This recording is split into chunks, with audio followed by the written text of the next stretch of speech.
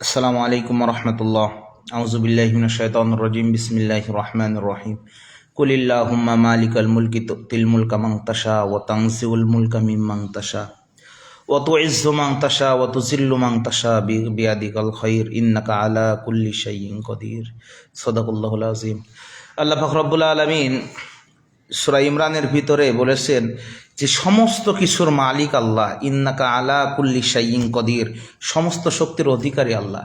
দেখুন, সামান্য 5.2 এই সামান্য মাত্রার ভূমিকম্পে পুরো বাংলাদেশ কেঁপে গিয়েছে। ঢাকা শহরে অত্যন্ত তিনটা লাশ পড়েছে, মানুষের অন্তর যে কেঁপে গিয়েছে। আমরা এখনও যদি এই থেকে শিক্ষা না গ্রহণ করতে পারি তাহলে আমরা আর কবে শিক্ষা গ্রহণ করব? দেখেন, কোনো এক শুক্রবারে এমনইভাবে এই দুনিয়াকে নাড়িয়ে দিয়ে এক গম্ভীর আওয়াজে আমার আপনার কানের পর্দা ফেটে যাবে, আমি আপনি ধ্বংস হয়ে যাব। এই দুনিয়াটা উঠতে থাকবে, দুনিয়াটা ফেনার মতো উঠতে থাকবে, তোলার মতো উঠতে থাকবে। আসমান জমিন পাহাড় পর্বত এই বিল্ডিং সমস্ত কিছু উঠতে থাকবে।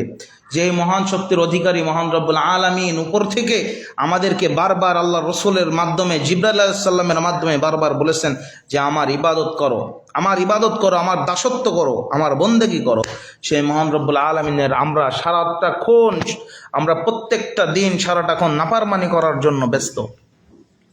তো দেখেন, এই সামান্য মাত্রার ভূমিকম্পে আমার আপনার শরীর, আমার আপনার মন, আমার আপনার দেহ ভয়ভীত হয়ে গিয়েছে।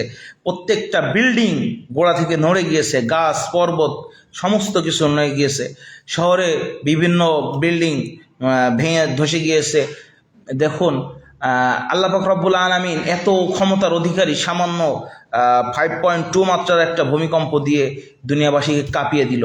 আর যদি এই 5 পয়েন্ট থেকে এটা যদি 10 পয়েন্টে যায় তাহলে আমার আপনার অবস্থা কি হবে? এই নিউজটা করার মতো কোনো নিউজ থাকবে না, এই নিউজটা করার মতো কোনো চ্যানেল থাকবে না। প্রত্যেকটা চ্যানেল, প্রত্যেকটা কিছু ধ্বংসে রূপান্তর হয়ে যাবে।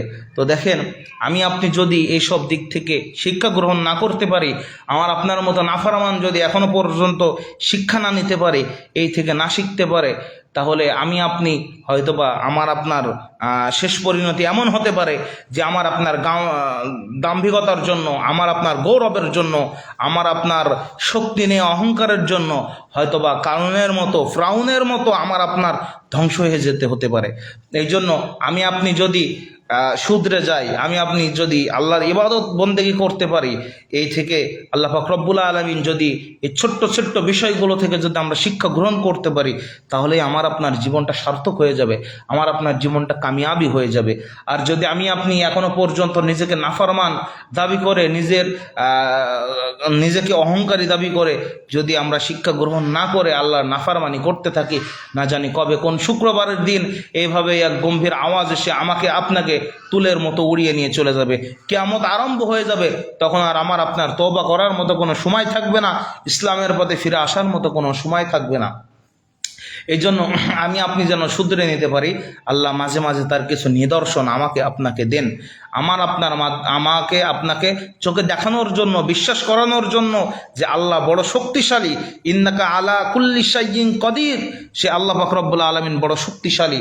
এই শক্তিটা দেখানোর জন্য মাঝে মধ্যে কিছু নিদর্শন দিয়ে থাকেন।